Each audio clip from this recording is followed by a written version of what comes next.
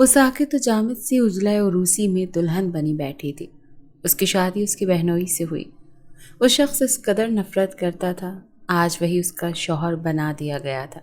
کچھ دیر کے بعد ملازمہ ننھی روحا کو اس کے پاس چھوڑ کر چلی گئی۔ وہ اسے گود میں لے کر لوری سنانے لگی اور اسے سلاتے سلاتے اس کی بھی آنکھ لگ گئی، جو کہ پھر روحا کے رونے سے ہی کھلی۔ اس نے اسے گود میں اٹھا کر بہلاتے ہوئے عمیر کو دیکھا، جو کہ صوفے پر سو رہا تھا۔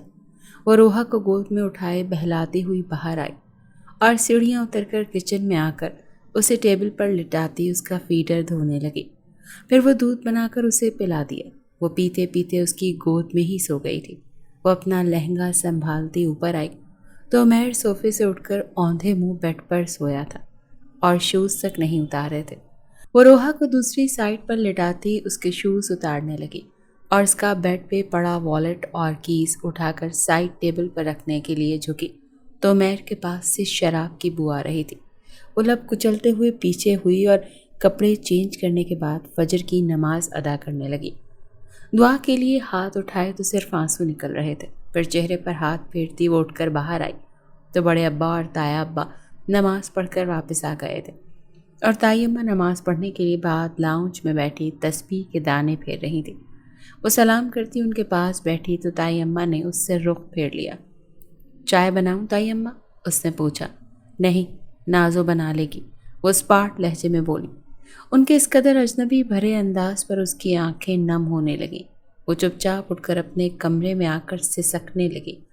اس وقت اس کا فون بجا تو اس نے دیکھا تو اس کی ماں قدسیہ کا فون تھا۔ السلام علیکم مام، اس نے اپنے لہجے میں حد الامکان خوشگواریت سموتے ہوئے کہا۔ کیسی ہو حرم میری جان؟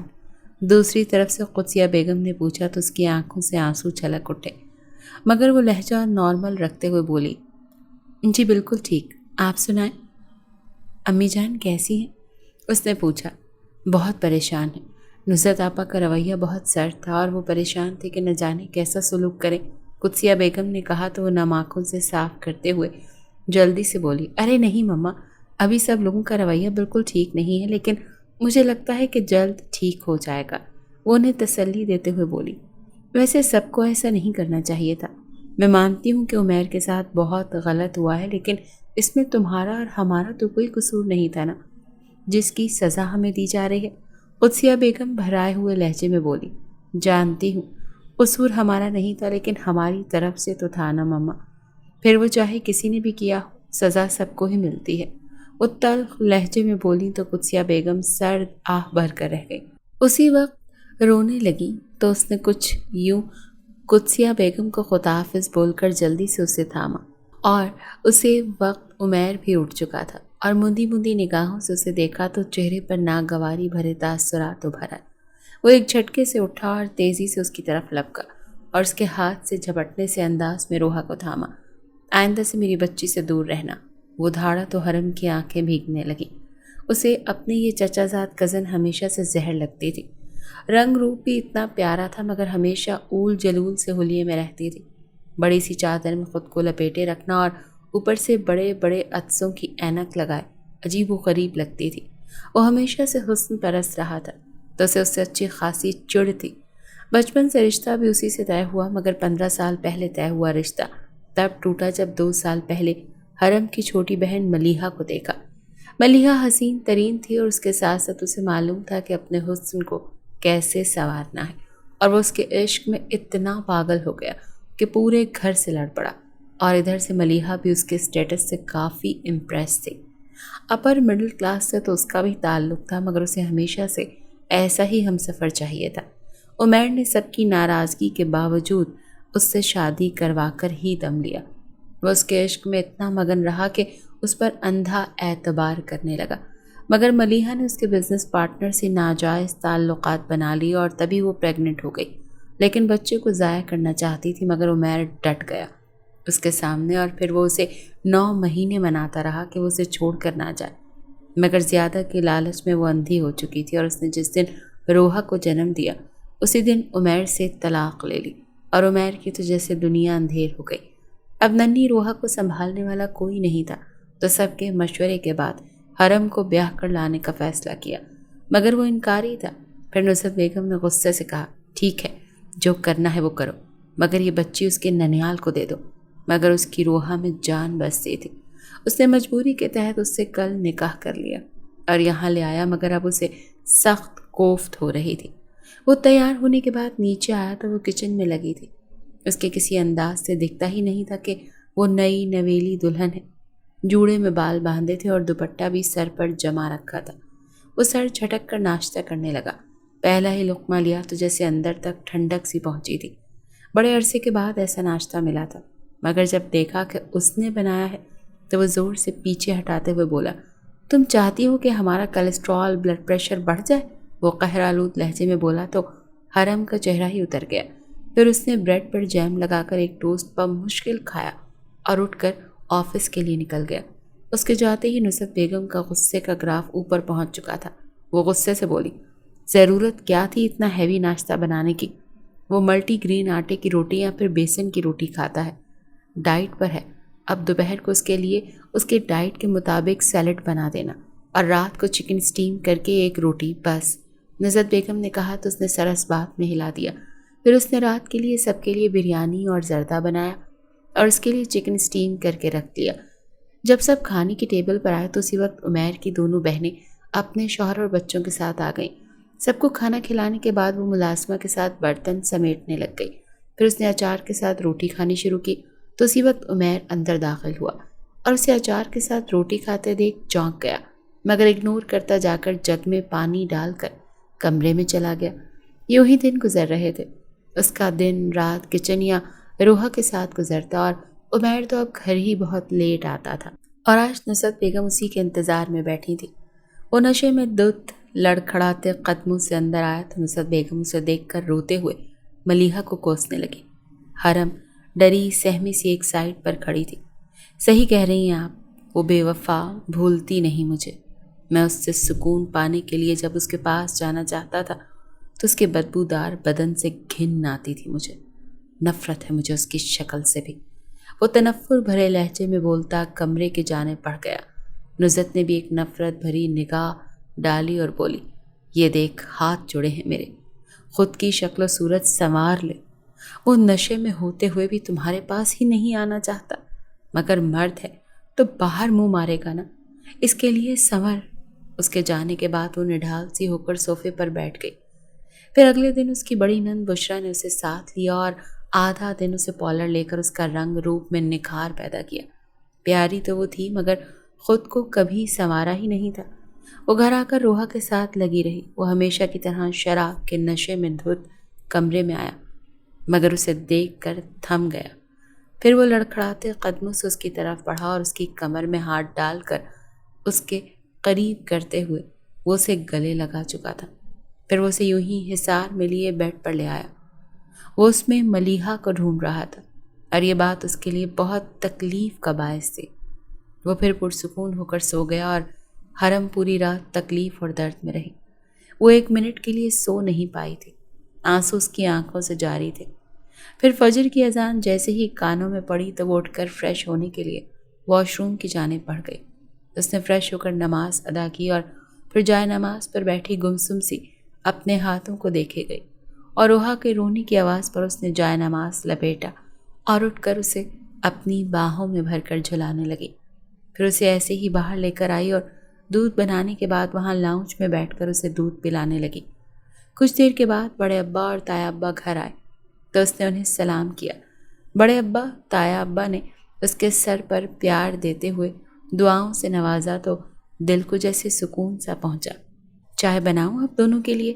جی بیٹا بنا لو اور میرے کمرے میں پہنچا دیجیے گا، بڑے ابا نے شفقت بھرے انداز میں کہا، اور تایا ابا نے بھی اپنے کمرے میں چائے لے کر آنے کا کہا تو وہ جلدی سے جا کر چائے بنا کر انہیں پہنچا کر واپس آئی تو عمیر اپنا سر ہاتھوں میں گرائے بیٹھا تھا۔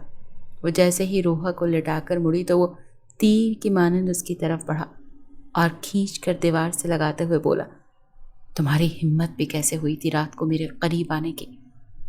کون سی تمہارے اندر آگ لگی تھی جس کو بجھانا چاہتی تھی تم؟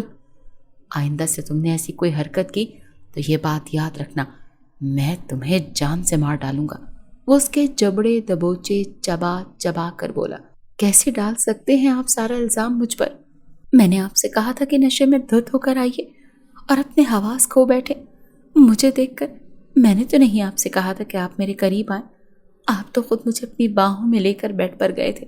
वो भी गुस्से से बोली तो उसका मीटर मजीद घूम गया। हाँ, तो जब ऐसी शक्ल सूरत संवार कर मुझे मायल करने की कोशिश करोगी तो मैं तो अपने हवास खो बैठूंगा ना। तुमने खुद को मलीहा के जैसा बनाकर मेरे सामने पेश किया और मैं तुम्हें मलीहा समझता रहा, मगर तुम तो मलीहा के नाखून के बराबर भी नहीं हो। वो चीख कर बोला और साथ ही उसे खींच कर धक्का दिया तो वो लड़खड़ा कर ज़मीन पर गिरी और उसके लंबे भीगे टाल से बाल बाहर आ गए। उमैर मबहूत सा होकर रह गया। वो अपना बिखरा वजूद इकट्ठा करते उठी और चुपचाप कमरे से निकल गई। फिर वो रोज़ उमैर के आने से कबल बिस्तर में दुबक जाती थी और आजकल तो वो पीकर भी नहीं आ रहा था, मगर वो उससे दूर ही रहने की कोशिश करती थी। रात को उसे कराहने की आवाज़ आई तो उसने चौंक कर देखा। उमैर सर दाएं बाएं मारते हुए कर्राह रहा था। वो उठकर उसके करीब गई और उसका कांधा हिलाकर उसे पुकारने लगी, मगर वो हनूस वैसे ही लगा था। उसने माथा छुआ तो आग की मानिंद तप रहा था। फिर वो जल्दी से उठकर बाहर गई और बाउल में ठंडा पानी लेकर आई और फिर मलमल के कपड़े को भिगो भिगो कर उसके माथे पर रखने लगी। कुछ देर में वो थोड़ा सा पुरसुकून हो चुका था और उसने अपनी आंखें खोलकर देखा तो उसकी आंखें भी सुर्ख अंगारा हुई थी। उमैर उठकर मेडिसिन ले लीजिए, उसने कहा और फिर मेडिसिन बॉक्स से मेडिसिन निकाल कर थमाई।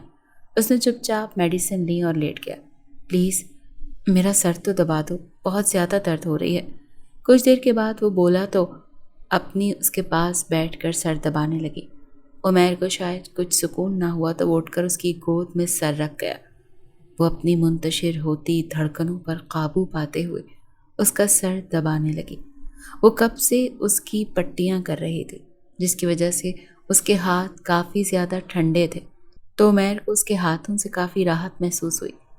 कुछ ही देर में वो पुरसुकून होकर सो चुका था और हरम ने यूं ही बैठकर ग्राउंड से टेक लगाए अपनी आंखें मूंद ली और कुछ ही देर में नींद की शिद्दत से उसकी आंख लग गई। उमैर को प्यास की शिद्दत महसूस हुई तो उसने जैसे ही आंख खोली तो वो हरम की गोद में सर रखे हुए था और रात भर यूं ही उसके साथ लगी रही। ये बात सोचकर वो हैरान हुआ, मगर फिर सर झटक कर वो उसकी गोद से उठा और चुपचाप जाकर टेबल पर पड़े पानी के जग से पानी उंडेल कर पीते उसे देखने लगा, जो कि बेड ग्राउंड से टेक लगाए सो रही थी। वैसे इतनी भी बुरी नहीं है इसकी शक्ल जितनी मैं सोचता था। खुद को संवार कर जब रखती है तो अच्छी खासी लगती है। और इसके बाल तो इतने खूबसूरत हैं, मुझे तो पता ही नहीं था। मैं मलीहा से कितना कहा करता था कि प्लीज़ बाल लंबे रखो, मुझे लंबे बाल पसंद हैं। उसने कभी नहीं रखे थे, मगर इसके तो इतने लंबे बाल हैं। वो उसकी मोटी चुटिया जो नागिन की तरह एक तरफ लटक की लहरा रही थी, उसको देखते हुए सोचे जा रहा था। फिर सर झटक कर वो वॉशरूम की जाने पड़ा और जब बाहर आया तो वो जाग चुकी थी। कैसी तबीयत है अब आपकी उमैर? उसने अपने मखसूस धीमे से अंदाज में पूछा। उमैर ने एक काटदार निगाह उस पर डालते हुए कहा, तुम्हें मुझसे कोई लेना देना नहीं होना चाहिए था, और हाँ, अगर मैं तड़प रहा था ना तो तड़पने रहने देती, तुम्हारे एहसान की मुझे ज़रूरत नहीं थी। उसके कठोर अंदाज पर वो चुप सी हो गई और फिर बिना कुछ बोले वॉशरूम की जाने बढ़ने लगी तो उमैर ने उसके बाजुओं से खींचते हुए उसे वार्डरोब से लगाते हुए कहा, तुम मुझसे बात क्यों नहीं कर रही हो?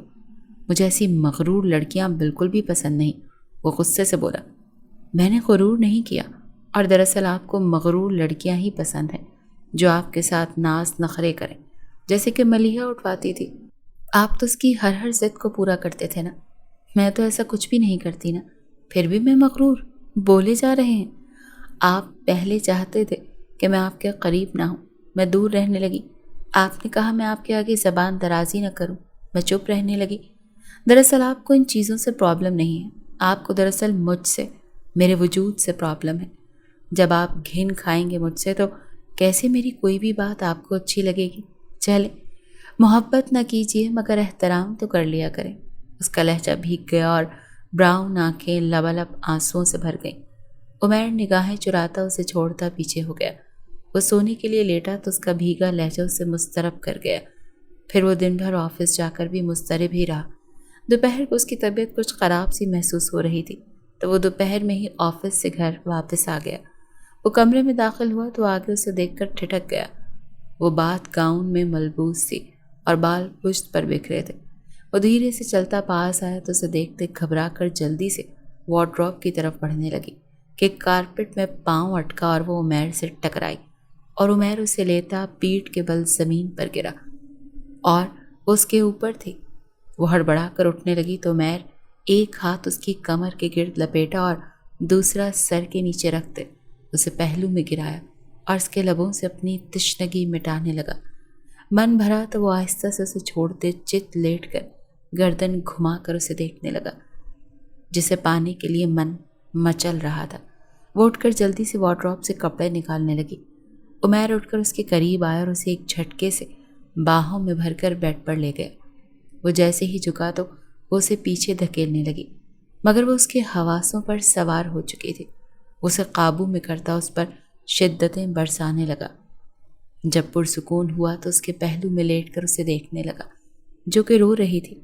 حرم، لک ایٹ می، وہ اسے کھینچ کر خود کے قریب کرتے ہوئے بولا تو اس کے سینے میں سر چھپائے رونے لگی۔ اس دن تو اپنے ہوش و حواس میں نہیں تھا تو تمہیں چھوا تو ملیحہ سمجھ کر، مگر آج تمہیں حرم سمجھ کر چھوا ہے۔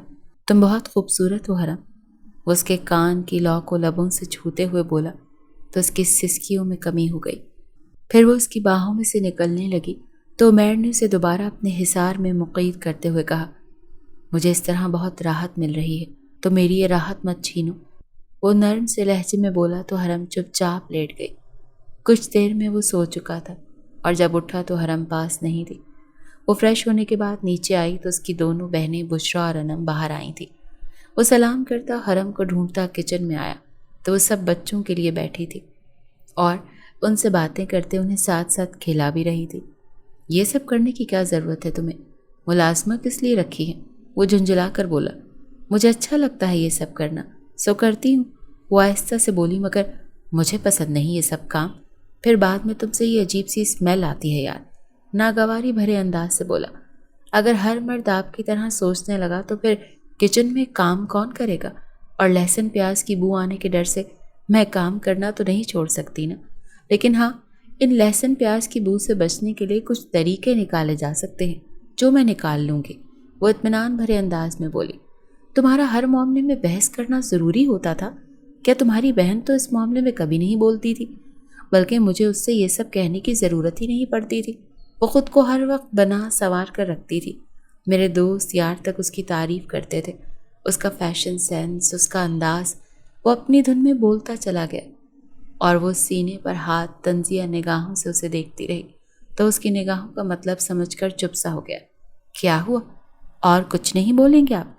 پتہ ہے اللہ تعالیٰ نے ہر مرد اور عورت کی ایک حد رکھی ہے۔ مرد یعنی شوہر کو اور باپ کو پورا حق ہے کہ وہ اپنی بیٹی کو کسی ماہر مت سے بات کرنے سے روکے۔ جب آپ اسے غیر مرد دوستوں کے سامنے سجا سوار کر گھر لے کر جاتے تھے تو پھر صرف قصوروار وہ نہیں، آپ بھی ہوئے نا۔ جب آپ کے دوست یار اس کی تعریف کرتے تو آپ اس بات پر خوش ہو رہے تھے، تو آپ کی بیوی نے آپ کے دوست کی اس پرفریب گفتگو میں خود کو الجھا لیا اور پھر پھنستی ہی چلی گئی۔ مجھے کوئی شوق نہیں آپ کے دوست یاروں کے سامنے بند سنور کر جانے کا۔ اگر میں گئی بھی تو اپنی حدود میں رہ کر جاؤں گی اور آپ کے کسی دوست سے بات نہیں کروں گی، اور یہ طریقہ حرم فاروقی کا ہے۔ آپ مجھے میری بہن سے کمپیئر مت کیا کریں، میں جیسی بھی ہوں مجھے اپنا آپ بہت اچھا لگتا ہے، وہ اسپاٹ لہجے میں بولی اور اس کی قدر لمبی چوڑی گفتگو سے عمیر کا میٹر جیسے گھوم سا گیا۔ تم اپنی حد میں رہنا سیکھو ورنہ اٹھا کر تمہارے باپ کے گھر چھوڑ آؤں گا۔ پہلے ہی چھوٹی بیٹی کا صدمہ لگا ہوا ہے اور اب بڑی بیٹی کا لے کر بیٹھ جائیں گے، تو اس لیے میرے سامنے زبان بالکل بند۔ تمہیں میں نے تمہارا حق کیا دے دیا؟ تم تو میرے آگے زبان چلانے لگی۔ تم کوئی میری محبوبہ نہیں ہو جس کی میں ہر بات کو بڑی دلچسپی سے سنوں گا۔ تمہاری ہر بات میرے لیے فضول ہے، وہ سرد اسپاٹ لہجے میں بولا اور پھر غصے سے وہاں سے نکل گیا۔ جو کچھ پل پہلے ان کے درمیان ایک دیوار گری تھی، اب اس سے کہیں زیادہ اونچی دیوار ان کے درمیان پھر سے حائل ہو گئی تھی۔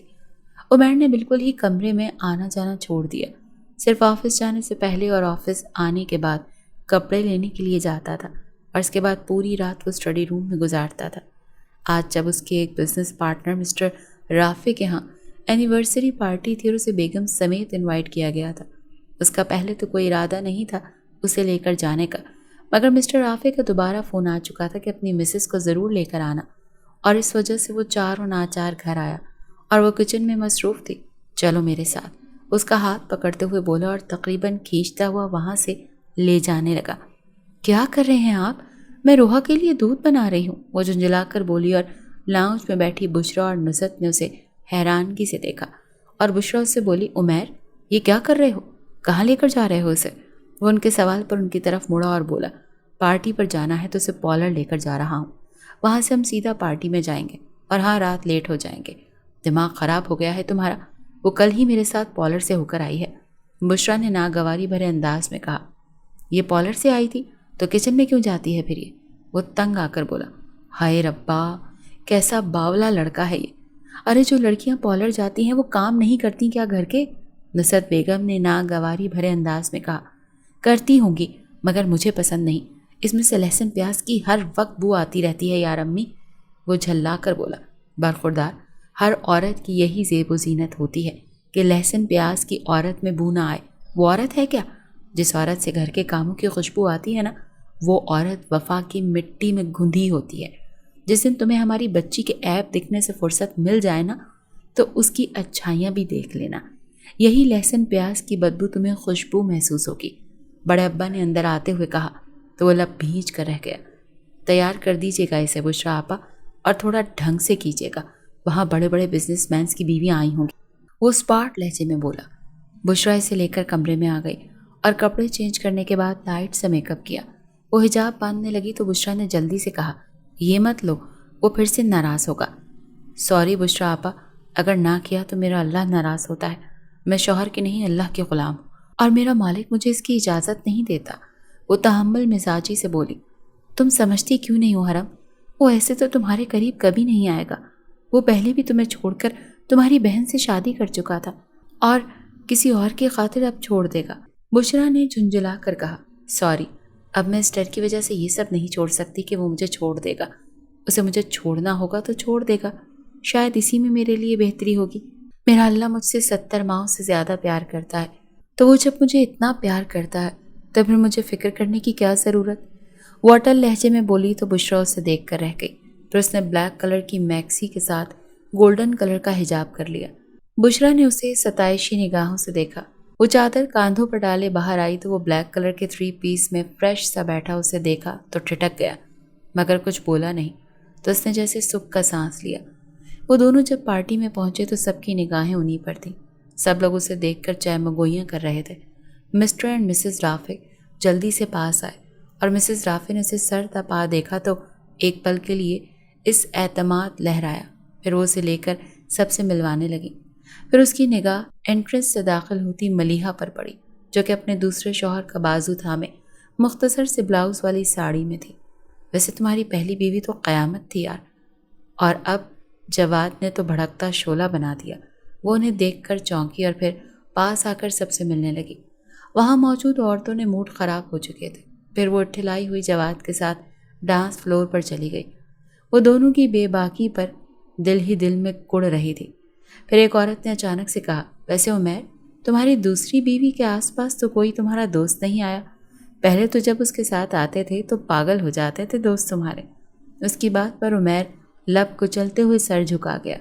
وہ آئیں گے بھی نہیں میرے پاس۔ کیوں؟ وہ ایک تتلی ہے جس کو کوئی بھی چھو سکتا ہے، مگر میں ایک مدھو مکھی ہوں، جو چھوئے گا ڈنک ماروں گی۔ جب عورت حدود میں رہے نا تو مرد کی کیا ہمت کہ اسے چھوئے، وہ سرد لہجے میں بولی۔ اگر تم ایسے ہی بات کرو گی اپنے شوہر کے دوستوں سے تو پھر تو بد اخلاقی والی بات ہوئی نا، جبکہ اسلام اخلاق کا درس دیتا ہے، مسز رافع نے منہ بنا کر کہا۔ معاف کیجیے گا مسز رافع، مجھے کسی غیر مرد سے اسلام نرمی سے بات کرنے کی اجازت نہیں دیتا کہ وہ مرد مائل ہو۔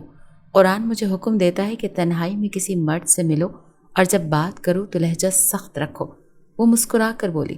لو، دل صاف ہونا تو کوئی نہیں بہکتا، جن کے دل اس ملیحہ کی طرح گندگی بھرے ہونا وہ بہکتا ہے، ایک عورت بولی۔ جی نہیں محترمہ، ہم میں سے ہر ایک بہک سکتا ہے، کیونکہ شیطان منتظر رہتا ہے کہ کب یہ لوگ حدود توڑیں اور میں راہ سے بھٹکاؤں۔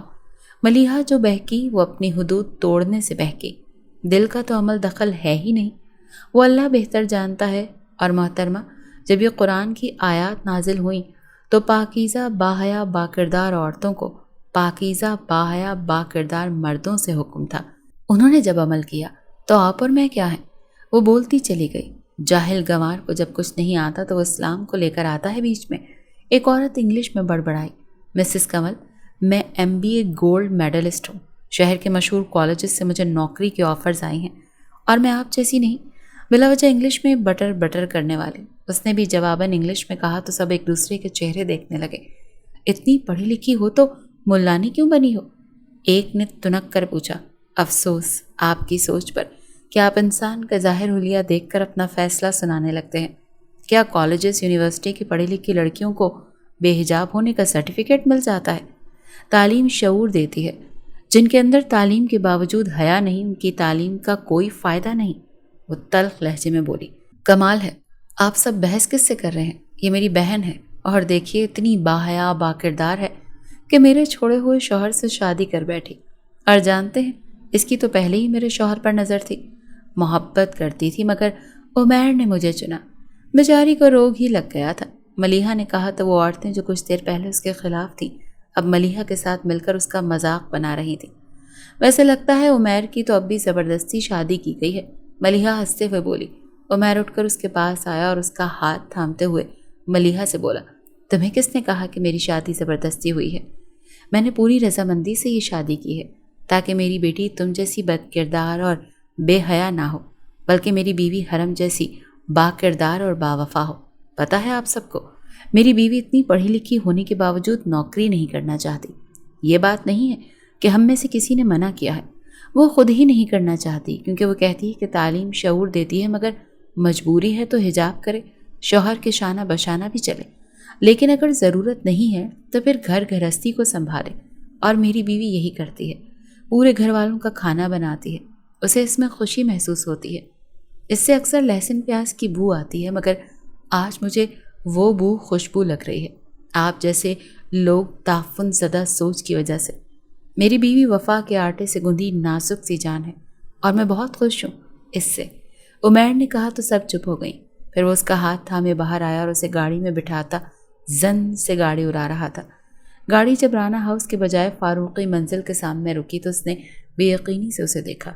گیٹ آؤٹ، وہ دانت پر دانت جمائے بولا۔ اب میں نے کیا کر دیا ہے جس کی مجھے یہ سزا دے رہے ہیں آپ؟ وہ اس کی حرکت پر تڑپ کر بولی۔ اتنی انجان کیوں بن رہی ہو؟ تمہیں نہیں معلوم تم نے وہاں کیا کیا ہے؟ تم نے ایک گھٹیا ترین کام کیا ہے۔ تم اگر وہاں گئی تھی تو ایک سائڈ پر بیٹھی رہتی، کیا ضرورت تھی ان سب عورتوں سے بحث کرنے کی؟ مگر تمہاری تو بری عادت ہے نا بحث کرنا، صرف ایک تم ہی ہو دنیا میں نیک، باقی سب تو بدبخت اور بے حیا لوگ ہیں۔ وہ تنفر بھرے لہجے میں بولا۔ میں ہرگز نہیں جاؤں گی اندر، مجھے آپ کے ساتھ واپس جانا ہے گھر، پلیز۔ روحا رو رہی ہوگی، میں آپ سے معافی مانگتی ہوں، میں آئندہ سے کوئی بحث نہیں کروں گی، پلیز مجھے یہاں مت چھوڑ کر جائیے۔ وہ ہاتھ جوڑتے ہوئے تڑپ کر بولی، مگر عمیر کا غصہ ملیحہ کو خوشباش دیکھ کر تھا، مگر نکلا پھر سے حرم پر تھا۔ وہ آگے جھک کر اس کی طرف کا دروازہ کھول کر دھاڑا، دفع ہو جاؤ۔ وہ کانپتے وجود سے گاڑی سے اتری تو وہ گاڑی ریورس کرتا وہاں سے نکلتا چلا گیا۔ وہ کتنی دیر دروازہ کھٹکھٹاتی رہی مگر دروازہ کھلا ہی نہیں۔ وہ بمشکل اپنا وجود گھسیٹتے سامنے بنے پارک میں آ گئی۔ پوری رات بنچ پر بیٹھی تڑپتی رہی۔ صبح ہوئی تو وہاں چہل پہل ہو رہی تھی۔ وہ نل سے چہرہ دھو کر بمشکل اپنے وجود کو گھسیٹتی جا رہی تھی۔ وہ پارک کے دروازے پر تھی جب فاروقی منزل کے سامنے 2 ایمبولینس آ کر کھڑی ہوئی۔ وہ لرزتے دل سے آگے ہوئی۔ ارے رات بیچاروں کا ایکسیڈنٹ ہوا، اکٹھے چل بسے، ایک عورت بولی تو اسے اپنی سانسیں رکتی ہوئی محسوس ہوئیں۔ اسی وقت نگاہ گاڑی سے نکلتے عمیر اور تایا جی پر پڑی جو کہ رو رہے تھے۔ وہ تیوری ہو کر زمین پر گری۔ عمیر اسے غصے سے چھوڑ کر جب واپس آیا تھا تو نصرت بیگم رو رہی تھی۔ عمیر، ہائے تمہارے چچا چاچی، وہ سینہ پیٹتے ہوئے بولی۔ کیا ہوا؟ اس نے لرزتے دل سے پوچھا۔ وہ شادی سے واپس آ رہے تھے کہ ایکسیڈنٹ ہو گیا، دونوں ہاسپٹل میں ہیں، بہت نازک حالت ہے۔ وہ افراتفری میں جب ہاسپٹل پہنچا تو چاچی کا انتقال ہو چکا تھا اور چاچا جی کی حالت نازک تھی۔ وہ گمسم سا ہو گیا، उसे ये तक भूल गया कि हरम को वो उनके दरवाजे पर छोड़ कर आया है। फिर वो चाचा चाची को लिए पूरी रात भाग दौड़ करता रहा, मगर सुबह फजर के बाद उन्होंने अपनी आखिरी सांसें ली। वो बमुश्किल सारी फॉर्मेलिटी पूरी करके उनकी मैयतों को घर लाए और उस निगाह हरम पे पड़ी जो कि फटी फटी निगाहों से देख रही थी। उसकी तरफ लपका ही था कि वो तीवरी होकर ज़मीन पर गिरती चली गई। उमैर ने उसे बाहों में उठाकर अंदर लाकर लिटाया और नुसरत बुशरा उसे होश में लाने लगी, मगर वो होश में आ ही नहीं रही थी। उन्होंने पास ही से एक डॉक्टर को बुलाया तो वो चेकअप के बाद बोला, आई थिंक ये प्रेग्नेंट है, आप किसी लेडी डॉक्टर को दिखा लीजिए। डॉक्टर ने कहा तो उमैर नुसरत बेगम के कहने पर एक गायनाकोलॉजिस्ट को ले आया। चेकअप के बाद उसने प्रेगनेंसी कंफर्म कर दी। जहाँ खुशी की खबर थी वहीं गमों के पहाड़ भी टूटे थे। उसे होश तो आ गया था और नुसरत बुशरा उसे लेकर उसके मम्मा आबी की मैयतों के बिठाते हुए उसे रुलाने की कोशिश करने लगी, मगर वो यकटिक उन्हें देखे जा रही थी। फिर वो कभी फारूकी साहब का और कभी कुदसिया बेगम का हाथ थाम कर लबों से लगाती और उन्हें हौले हौले पुकारती। बेआवाज़ आंसू बहा रही थी। तदफीन से कुछ पहले मलीहा रोती पीटती अंदर आई, मगर नुसरत बेगम और बुशरा उसे चेहरा नहीं देखने दे रही थी। देखने दें ताई अम्मा इसे चेहरा, इन शफीक हस्तियों का जिन्हें इसने जीते जी मार दिया था। कितने महीनों से वो घर से बाहर नहीं निकले थे। लोगों के ताने सुनकर वो खुद की तरबियत को ही बुरा कहते थे, मगर देखें आज सारी तकलीफ़ों से आज़ाद हो गए हैं। वो हौले से बोली तो नुसरत बेगम और बुशरा पीछे हटी। वो फारूकी साहब से लिपट कर रोने लगी। मलीहा पीछे हटकर रो, मम्मा आबी को छुओ मत, मैयत को छूने से दर्द होता है। वो दुरूद शरीफ पढ़ते हुए बोली, कैसी बेटी हो तुम, हमारे मम्मा बाबा को मैयत कह रही हो। मलीहा चीख उठी तो बुशरा संजीदगी से देखते हुए बोली, मैयत गाली नहीं होती, इस वजूद को कहते हैं जिसका जिस्म बाकी हो मगर रूह परवास कर जाए। तुमने तो जीते जी उनकी रूह खींच ली और आज अपनी इस बहन को कह रही हो कि कैसी बेटी हो। ये ऐसी बेटी है जिसने हमेशा अपने माँ बाप का सर बुलंद रखा। ये ऐसी बेटी है जिससे उसके वालिदैन राज़ी दुनिया से गए हैं। ये ऐसी बेटी है जिसके मुक़द्दर में माँ बाप की आह नहीं दुआएं हैं। बुशरा तब कर बोली तो मलीहा बकती झुकती वहाँ से चली गई। फिर जनाजा तदफीन भी हो गई। उनके लिए सूरह मुल्क पढ़ती रही रात तक और बुशरा उसके पास आई और बोली, कुछ खा लो हरम। तो उसने नफ़ी में सर हिलाते हुए कहा, नहीं आपा, मेरे मम्मा और आबी का हिसाब किताब होना है, मैं उनके लिए ज़्यादा राह भेज रही। अंदर दाखिल होता उमैर उसके अंदाज पर बेचैन सा हो गया। फिर अगले 3 दिन तक वहीं रहे सब लोग। चौथे दिन जब सब उठे तो नुसरत बेगम ने कहा कि हरम चलो बेटा घर चलें। तो तल्ख मुस्कुराहट से बोली, कौन से घर ताई अम्मा जिसमें मेरा वजूद मेरे शौहर को गवारा नहीं। आपका बेटा जिस रात मेरे मम्मा अभी ज़िंदगी मौत की जंग लड़ रहे थे तो आपका बेटा मुझे इस घर में छोड़ गया था। पूरी रात मैंने अकेले तन्हा सामने पार्क के बेंच पर गुजारी। माफ़ कीजिएगा, एक बात पूछने की जसारत कर सकती हूँ ताया जी? अगर बुशरा आपा और अनम आपा को उनके शौहर आधी रात को यूं घर के बाहर छोड़ जाते तो आप क्या करते? मेरे मम्मा अभी तो मेरे उजड़ने पे वैसे ही मर जाते, मगर देखिए कुदरत ने उन्हें गम देखने ही नहीं दिया। मैंने उनकी शराबी बेनमाजी होने के बावजूद इनका हर ऐब छुपाया, मगर उन्होंने मुझे आधी रात को यूं तन्हा छोड़ दिया। मैं ऐसे शख्स के साथ नहीं रह सकती। वो स्पार्ट लहजे में बोली। मैं गुस्से में था। आइंदा से नहीं करूँगा प्लीज़। वो तड़प कर बोला, कल मुझे अकेले में कत्ल कर देंगे और फिर ये कहकर बरी ज़िम्मा हो जाएंगे कि मैं तो गुस्से में था। जो फ़ैसला मेरे माँ बाप ने लेना था वो मैं लेती हूँ। वो सर्द लहजे में बोली, बेटा मैं तुम्हारे हर फैसले में साथ हूँ। तुम अपने बाप के घर जाओगी क्योंकि यहाँ तन्हा नहीं छोड़ सकता, मगर वहाँ तुम उमैर के कमरे में नहीं रहोगी। जो मर्ज़ी कमरा लेना। ताया अब्बा ने सर पर हाथ रखे कहा तो वो चुप हो गई। फिर वो उनके साथ वापस आ गई और नुसरत ताई उसका अपनी बेटियों की तरह ध्यान रख रही थी। उमैर रोज़ उसके लिए कुछ न कुछ खाने को लाता, मगर वो उसे अपना चेहरा तक नहीं दिखाती थी। मुलाजमा रोहा ले जाकर मिलवा देती थी। एक रात वो उठी तो उसे उमैर के कमरे से हिचकियों की आवाज़ सुनाई दी। उसका सांस जैसे रुक रुक कर चलने लगा। वो दरवाज़ा धकेलती अंदर आई तो उमैर सजदे में झुका अल्लाह के हुजूर रो रहा था। वो तेज़ी से वहाँ से पलट आई। दिल की बेचैनी सिवा हो गई थी। उसे लास्ट मंथ चल रहा था और एकदम से उसे दर्द शुरू हो गई। وہ بمشکل اٹھ کر باہر آئی اور عمیر کا دروازہ کھولتے اسے پکارا تو وہ نماز توڑ کر اس کی طرف مڑا اور پھر تیزی سے پاس آیا۔ کیا ہوا حرم؟ وہ بے قراری بھرے انداز میں بولا تو اس نے درد و تکلیف سے اس کا بازو جکڑتے ہوئے کہا، مجھے ہاسپٹل لے جائیں۔ وہ جلدی سے نصرت کو اٹھا لایا اور پھر اسے تھامے نیچے لے آئے۔ روحا کو بھی لے لیں، وہ روئی کی گھر۔ وہ تکلیف میں بھی روحا ہی لگی ہوئی تھی۔ وہاں پہنچے تو ڈاکٹر نے فوراً ایڈمٹ کر لیا۔ صبح فجر کے ٹائم اس نے بیٹے کو جنم دیا تو عمیر کی آنکھیں خوشی سے چھلک اٹھیں۔ روحا، آپ کا بھیا آیا ہے، وہ روحا کو خود میں بھینچتے ہوئے بولا۔ پھر حرم کو کمرے میں شفٹ کیا گیا تو وہ بیٹے کو لے کر اس کے پاس گیا اور آہستہ سے گود میں دیتا پلٹنے لگا تو حرم نے جلدی سے ہاتھ تھام لیا۔ اپنے بیٹے کی مما کو پیار نہیں کریں گے کیا؟ حرم نے نم آنکھوں سے مسکرا کر دیکھا تو وہ بے یقینی سے اسے دیکھنے لگا اور پھر اس کے قریب بیٹھتے اس کے چہرے کے نقوش پر اپنی محبت کی مہر ثبت کرتے ہوئے بولا، آئی لو یو مسز حرم عمیر رانا۔ وہ بولا تو حرم نے اس کے کاندھے پر سر رکھے آنکھیں موند لیں۔ کچھ دن کے بعد جب وہ اور عمیر لاؤنج میں بیٹھے تھے تبھی نیوز چینل پر ایک نیوز چلنے لگی کہ مسز ملیحہ جواد نے کل رات 3 آدمیوں سمیت اپنے شوہر کا بے دردی سے خون کرنے کے بعد خود کی جان لے لی، اور مرنے سے پہلے اس نے لکھا کہ وہ پہلے صرف افیئر چلانے کا کہہ کر ڈیلز ڈن کرواتا تھا، مگر کل رات اسے 3 آدمیوں کو بیچ دیا اور اس نے اپنی عزت بچانے کے لیے سب کو مار دیا۔ حرم اشکیوں سے رونے لگے۔ پھر تایا جی اور عمیر نے جا کر اس کی لاش کو لیا اور وہیں سے تدفین کرا کر واپس آ گئے۔ رات کو وہ عمیر کے کاندھے پر سر رکھے بولی، کاش کہ ہر لڑکی اپنی حدود جان لے تو یوں رسوا نہ ہو، اللہ پاک اسے معاف کر، آمین۔ عمیر نے کہتے ہوئے اس کے سر پر ٹھوڑی ٹکائے آنکھیں موند لیں۔